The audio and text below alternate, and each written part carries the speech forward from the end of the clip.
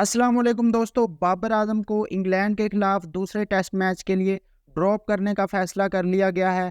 5 जो सिलेक्टर हैं उन्होंने बाबर आजम को ड्रॉप करने का फैसला किया, जबकि 2 लोग अभी भी बाबर आजम को खिलाने के हक में हैं। और जब बाबर आजम से इस हवाले से राय ली गई तो बाबर आजम का क्या जवाब था वो भी मैं आपके साथ शेयर करता हूं। और 2 सीनियर तरीन स्पिनर जो है उनकी वापसी का फैसला किया है, ना सिर्फ स्क्वाड के अंदर बल्कि प्लेइंग 11 के अंदर भी उनको खिलाया जाएगा।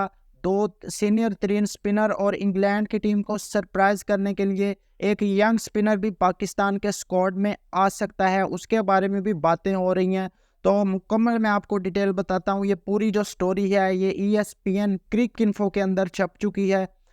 कल पाकिस्तान के जो चीफ सेलेक्टर हैं और 5 मेंटोर हैं, जो चैंपियन वनडे कप के मेंटोर थे, और चेयरमैन मोहसिन नकवी और उसके साथ कैप्टन और कोच जो जेसन गिलेस्पी हैं, उनकी मुल्तान के अंदर एक मीटिंग हुई पाकिस्तान क्रिकेट की सिलेक्शन के हवाले से कि दूसरे टेस्ट मैच के लिए क्या हिकमत अमली बनाई जाए। क्योंकि पहला टेस्ट मैच पाकिस्तान जिस तरह हारा, बहुत बुरी तरह हारा, तो उस हवाले से अब दूसरे टेस्ट मैच के लिए पिच को लेकर भी काफ़ी ज़्यादा कंसर्न शो किए जा रहे हैं कि किस किस्म की पिच तैयार की जाए।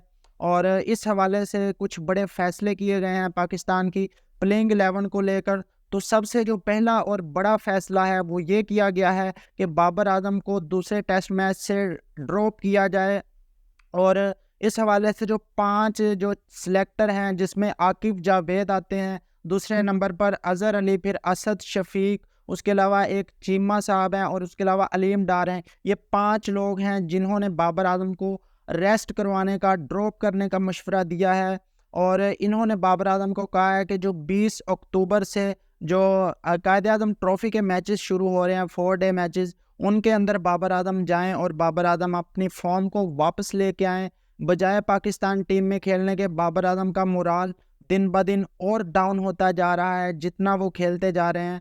तो वो चाहते हैं कि बाबर आजम डोमेस्टिक क्रिकेट में जाकर परफॉर्म करें, जबकि 2 जो लोग हैं जेसन गिलेस्पी और शान मसूद, वो अभी भी इस जिद पर अड़े हुए हैं कि बाबर आजम को हमने प्लेइंग 11 में खिलाना है, बाबर कभी भी रन्स कर सकता है।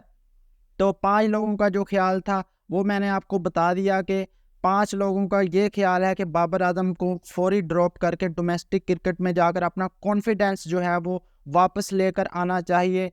तो वैसे ये भी ठीक है कि बाबर आजम जाएं डोमेस्टिक क्रिकेट खेलें। तो इस हवाले से जो बाबर आजम से राय ली गई वो भी मैं आपके सामने रखता हूं। जब बाबर आजम से पूछा गया कि हम आपको ड्रॉप करके चाहते हैं कि आप डोमेस्टिक क्रिकेट में जाकर रन्स बनाएं और अपना कॉन्फिडेंस वापस लेकर आए, तो बाबर आजम का जो जवाब था वो बड़ा इंटरेस्टिंग था। बाबर आजम ने कहा कि अगर आपने मुझे ड्रॉप करना है तो मैं खुद ही रेस्ट ले लेता हूं।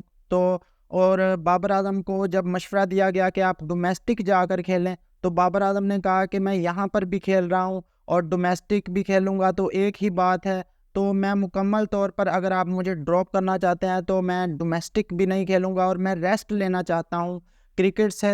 1-2 महीने के लिए मैं टोटली रेस्ट लेना चाहता हूँ। मैं किसी किस्म की क्रिकेट जो है वो नहीं खेलना चाहता। ये हैं वो नखरे जो हमारे सुपरस्टार के हो जाते हैं जब वो कुछ अचीव कर लेते हैं थोड़ा बहुत क्रिकेट के अंदर। तो वो अपने आप को समझते हैं कि हम छोटी क्रिकेट में छोटे प्लेयर्स के साथ जाकर खेलेंगे, ये हमारी शान के खिलाफ होगा, तो इस चीज़ को सोचना शुरू कर देते हैं। हालांकि इसमें कोई छोटी बात नहीं है।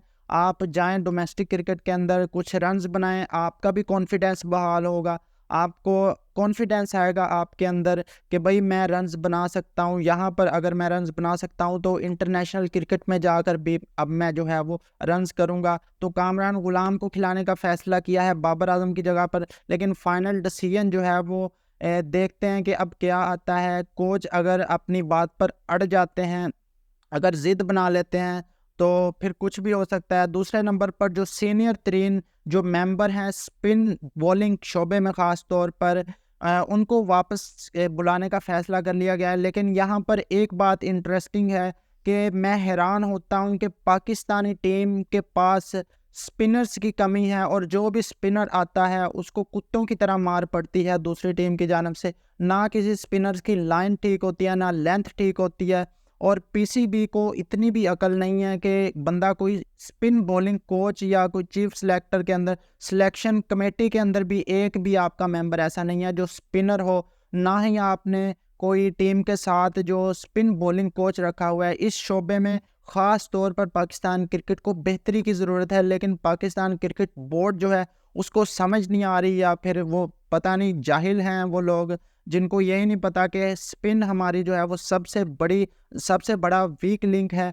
तो उस हवाले से फास्ट बॉलिंग के कोच तो उन्होंने बहुत ज़्यादा भर्ती किया, लेकिन स्पिन बॉलिंग कोच या तो मुश्ताक अहमद या फिर सईद अजमल या इनमें से सकलैन मुश्ताक वगैरह इनमें से कोई एक बॉलिंग कोच ज़रूर रखना चाहिए। पाकिस्तान क्रिकेट बोर्ड को इस बारे में सोचना चाहिए, पता नहीं इनको क्यों नहीं समझ आ रही।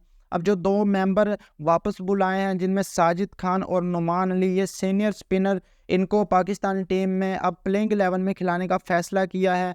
नुमान अली ने अपना आखिरी जो टेस्ट मैच है वो श्रीलंका के खिलाफ खेला था आज से कोई 1.5 साल पहले, तो उसमें उन्होंने 7 विकेटें भी ली थी।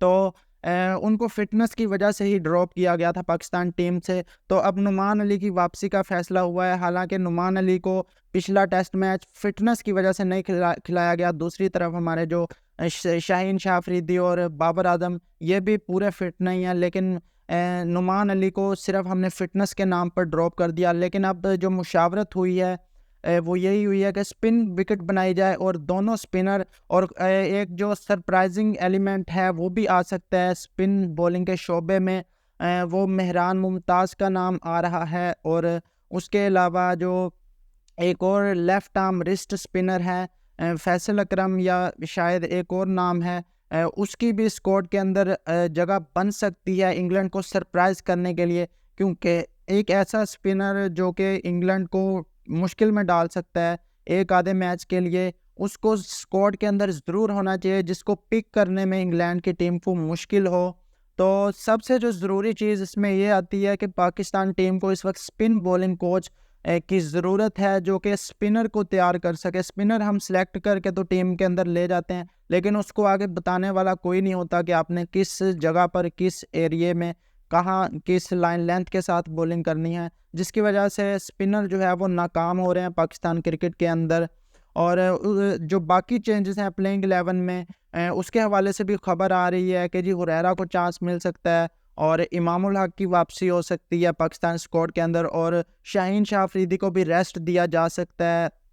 तो ये जो तमाम एक्सक्लूसिव खबरें थी ये मैंने आपके साथ जो शेयर की, ये तमाम ESPN क्रिक इन्फो के अंदर छप चुकी हैं। और आज जो है वो स्क्वाड का ऐलान कर दिया जाएगा। सिलेक्शन कमेटी के मेंबर मुल्तान में मीटिंग करने के बाद अब जो है वो लाहौर पहुंच चुके हैं, और आज पाकिस्तान टीम का जो स्क्वाड है दूसरे टेस्ट मैच के लिए उसको अनाउंस कर दिया जाएगा। और इम्कान यही है कि बाबर आजम को रेस्ट दिया जाएगा, उनकी जो मेंटल फटीग है उसको ख़त्म करने के लिए उनको रेस्ट करवाया जा सकता है दूसरे टेस्ट मैच के हवाले से।